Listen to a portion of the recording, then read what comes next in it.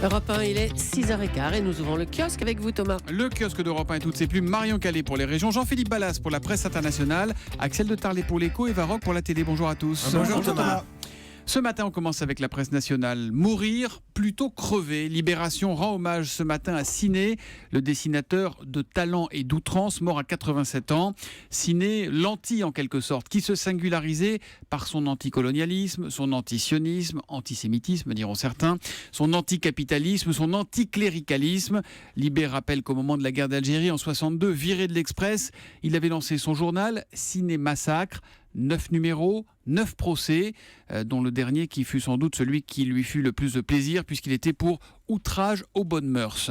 Aujourd'hui en France, revient aussi sur ses dérapages, son soutien notamment à la liste Euro-Palestine de Dieudonné en 2008. Ça le fâcha à l'époque avec nombre de ses amis. Caustique jusqu'au bout, Ciné avait fait préparer sa tombe au cimetière de Montmartre, tombe surplombée de la sculpture d'un cactus qui évoque un doigt d'honneur. Aujourd'hui qui fait sa une sur François Hollande, alors que tout le PS redoute une déculottée en 2017, le président, lui, croit plus que jamais en son étoile, écrit le quotidien. Mieux vaut pour le président compter sur la chance que sur son équipe, pas vraiment soudée. Savez-vous par exemple, les amis, comment Michel Sapin, le ministre des Finances, surnomme Emmanuel Macron, celui de l'économie, avec qui il partage donc ses locaux à Bercy? Allez-y, ça doit pas être gentil. Le taré du 3e étage. Mais non. Voilà, ambiance. Non, c'est pas vrai. Ah, c'est absurde. En tout cas, c'est ce que raconte aujourd'hui en France. Macron tentait de franchir le Rubicon, titre l'opinion. Les fêtes de Jeanne d'Arc dimanche à Orléans lui donneront l'occasion de parler de la France et de reprendre ses distances sur le terrain sociétal avec le duo Hollande-Valls. On en parlera d'ailleurs tout à l'heure à 7h15 avec Antonin André dans Les Experts. Et puis déradicalisation, la France en quête de stratégie. C'est la une du Figaro cette fois. Depuis les attentats, les initiatives locales se sont multipliées et les subventions de l'État ont bondi de 100%. Mais une politique nationale cohérente fait encore défaut. Marion Calais, on ouvre avec vous la presse régionale. À présent, quelles sont les 3 unes qui ont attiré votre attention? Le chaos hier sur l'A16, course-poursuite, carambolage en série, autoroute bloquée, un motard tué, c'est à la une de la Voix du Nord. Tout est parti de la poursuite d'une voiture de passeurs lancée par la police belge. Un menu sans canard dans la République des Pyrénées, dans les étals, sur les cartes des restaurants. Plus de canard frais, au moins jusqu'en septembre, à cause du vide sanitaire destiné à lutter contre la grippe aviaire. Et puis dans l'Indépendant, image estivale d'une plage, de quelques baigneurs. Voilà l'été, titre le quotidien. L'avant-saison commence bien et sur les plages catalanes, les premiers postes de secours ont ouvert hier.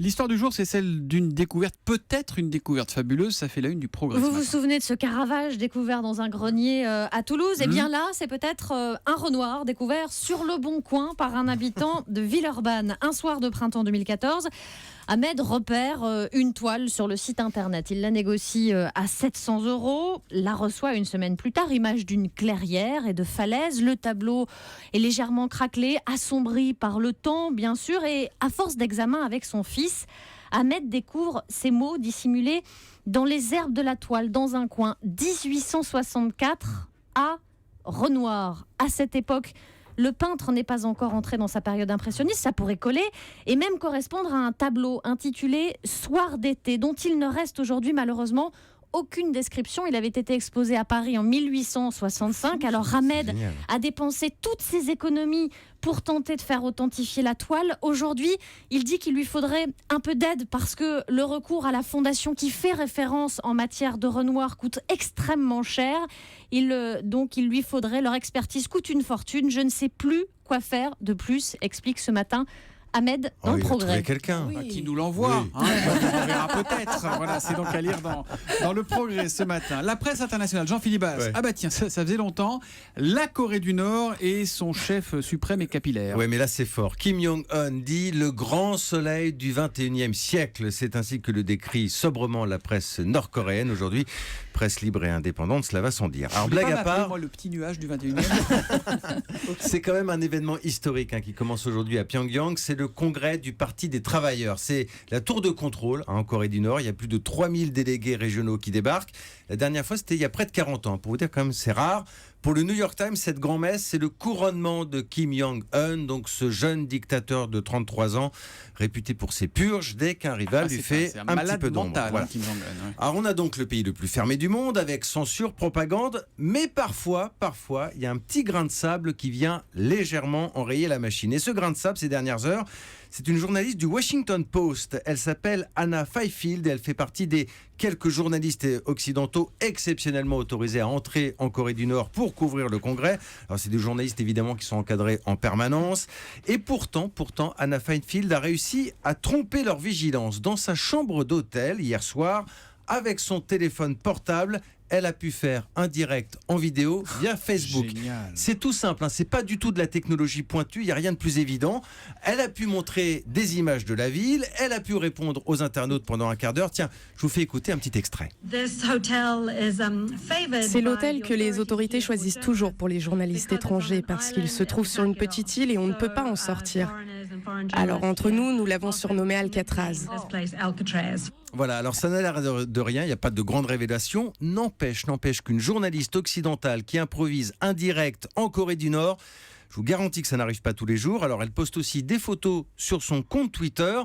C'est un micro-signe, je dirais pas d'ouverture, hein, mais de minuscules entrebâillements de ce qui peut se passer en Et Corée ça du veut Nord. dire aussi que les nouveaux moyens technologiques sont plus forts et seront plus forts que les dictatures. Absolument. On ne peut plus se couper du monde totalement, même malgré tous les efforts. On Et... espère quand même qu'elle va pas avoir de problème, cette journaliste. Ben, américaine. non, elle continue à publier ses articles. Alors, c'est aussi de la propagande hein, pour la Corée du Nord. C'est le grand congrès, donc il faut quand même que le monde entier en Ah, parle. d'accord. Vous avez vu comme elle est humaine, Eva Rock. Tout de suite, elle Non, mais s'inquiète ouais. pour la journaliste. C'est vraiment très touchante, cette J'ai un fille. cœur, moi, vous voyez. Hein J'ai un cœur. Axel de Tarlé, comment se porte le secteur des nouvelles technologies ? Eh bien, ce sont les ventes de tables de ping-pong qui donnent la réponse, c'est-à-dire dans le Wall Street Journal. Expliquez-nous. Exactement, ça paraît incroyable, mais les ventes de tables de ping-pong sont un excellent indicateur très pointu de la santé des startups. Pourquoi ? Parce que toute start-up qui se respecte doit avoir une table de ping-pong. Alors, quel est l'avantage d'une table de ping-pong ? 1, ça permet de décompresser quand vous avez passé des heures devant les écrans. Je vais faire l'article. Hein. 2, ça permet de casser la Ah, hiérarchie. j'ai vu qu'il faisait le cheval, mais il Non, fait le ping-pong. et ça va ruiner ma chronique. Non, mais c'est bien. Le bruitage est parfait. Donc, Merci, ça Julie. permet de casser la hiérarchie parce que vous pouvez battre votre patron de ping-pong. Bon, je continue ou pas ? Ça Oui, favorise oui, les oui, rencontres. oui, oui. Ça participe à la culture. Ici, on est cool, on n'a pas de jean, on a des tables de ping-pong. Et puis, dernier avantage, c'est moins cher qu'un baby-foot. Et si vous avez une grande réunion, bah, ça peut servir de table. Donc, bref, tout le monde, toutes les boîtes rêvent d'avoir une table de ping-pong. Il est sorti, il a picolé, Tarlé hier, quoi. Qu'est-ce qui se passe ? Non, pas du tout.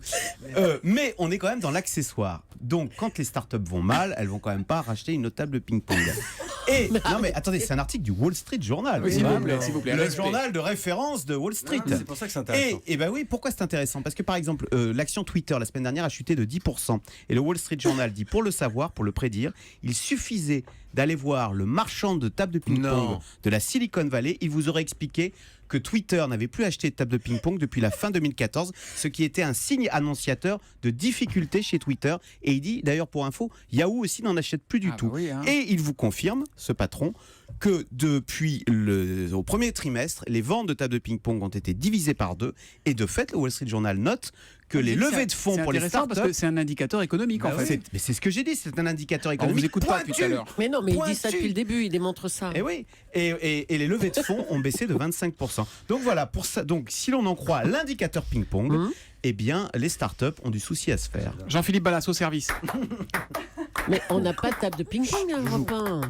Ça vous intéresse pas du tout, Ah, mais prenez si, Wall non, Street non, Journal. si, je trouve ça Non, très... non. Ah, non, c'est non, intéressant. la table de ping-pong indicateur économique, moi j'adore. Ah oui, non, c'est bien. Puis vous l'avez bien expliqué en plus. On peut Alors, mettre à la- des filets sur les tables de la cantine, on n'a pas de table de ping-pong. Ah bah oui, c'est pas mal ça. Bah oui. Il y a longtemps qu'on ne s'est pas vu à la cantine, vous, non ? Oui, c'est vrai. Bon, on enchaîne. Ah, attendez.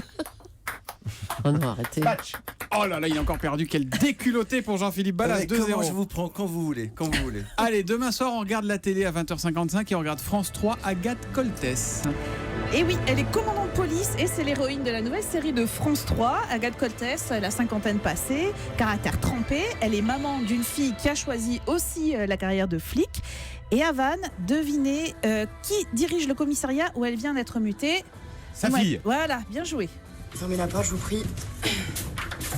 Bon, chérie. Putain, mais tu le fais exprès. Bah non. Si, maman, personne ici doit savoir qui on est l'une par rapport à l'autre. Tu comprends ? T'es le commandant Coltès et je suis le commissaire Sirac. Fin de l'histoire. Et autre chose, je préfère que tu saches, j'ai essayé de m'opposer à ta mutation. Et je souhaite simplement me rapprocher de toi, Mathilde. Et ça t'est venu comme ça, d'un coup, tu t'es dit, tiens, j'ai rien à faire aujourd'hui. Je vais me rapprocher de ma fille, elle sera contente. T'as vu la Vierge ou quoi ? Et alors, au cas où la mère n'aurait pas Il y a compris, du dialogue, hein. précisons de la fille. Et je veux pas que les équipes se tournent vers la mère chaque fois que la fille donne une consigne sous prétexte que je débute et que toi tu débarques avec tes 25 ans de boutique. J'ai pas la moindre intention de te nuire, Mathilde. Alors voilà pour l'ambiance. Dans ce Allitération commissariat, début débarque, très joli. oui, c'est joli quand même. Hein. Alors voilà pour l'ambiance. Dans ce commissariat, il y a aussi un inspecteur beau gosse mais tête à claque, le flic nostalgique, et puis une jeunette qui a tout à apprendre. Le tout est quand même très bien rythmé, avec des rebondissements qui vous tiennent quand même devant les 2 épisodes. Alors on va passer sur les quelques scènes de reconstitution de crimes qui sont ratées. En revanche, c'est plutôt bien écrit et c'est surtout très bien joué, sincèrement, avec Philippine Leroy-Beaulieu qui est pleine de charme dans le rôle de Agathe, qui est vraiment mais parfaite, tout comme Hortense Gélinet qui est elle dans celui du commissaire. Alors les paysages bretons sont de toute beauté, ça va ravir l'office de tourisme de Vannes à mon avis, ils vont avoir un pic d'audience, comme France 3 qui devra enregistrer aussi une belle audience, même si c'est face à The Voice et un samedi soir. Vous ne seriez pas un peu amoureuse d'Arnaud Binard, l'acteur qui joue là-dedans? Arnaud Binard, mais il faut qu'il change de Je nom. sais pas, Arnaud Eh ben, je Binard. sais pas si... Non, mais il change pas de visage en tout cas parce qu'il est charmant. Ah, il est charmant. Ouais. Bon, bah sinon, il y a The Voice, demain à 20h55. Oui, on a sur mais TF1. demi-finale. Hein. Demi-finale. Ouais, avec des très très bons candidats aussi. Avec des très très bons candidats aussi. Oui. Bah, dis donc. Et encore une héroïne dans la police, mais ils n'ont pas autre chose comme Et inspiration. alors, c'est pas la mais première, dingue. enfin, c'est pas ni la première ni la dernière, vous allez en avoir encore 2 autres. Toujours dans des les policières, prochaines. des Eh oui. policiers, des À crimes quand et la des armes. parité? Mais non, parce que ça suffit, on a eu des... Excusez-moi, il faut que je fasse un truc. J'ai un petit texto de Nicolas Canteloup qui me dit avec vous les amis, donc on le salue. Nicolas Canteloup, il est déjà debout pour tout à l'heure. Hein, Mhm. Et puis je vais passer un casting. Nicolas, j'essaie de faire des imitations. Oui, Julie, vous Je connaissez? me cramponne. Est-ce que vous Non, connaissez le je peux pas. sommaire du grand direct? Arrête. Vous pouvez le donner? Ah non, arrête. Le crois grand il- direct, ouais, on y va. Ça, c'est le Il y a moment où Garou. Julie Mais oublie non. que chaque matin elle doit donner le C'est sommaire. mais c'est ça. dingue. C'est dingue. Tous les matins, j'oublie, je ne me suis pas encore faite. Dès lundi, je serai au point. On a évoqué The Voice, ben on aura Garou, qui est un des jurés emblématiques de The Voice. Ah bah c'est sympathique. Hein. Voilà. Ouais, je suis pas très bien le québécois non plus. Allez, rideau sur le kiosque et à lundi les amis.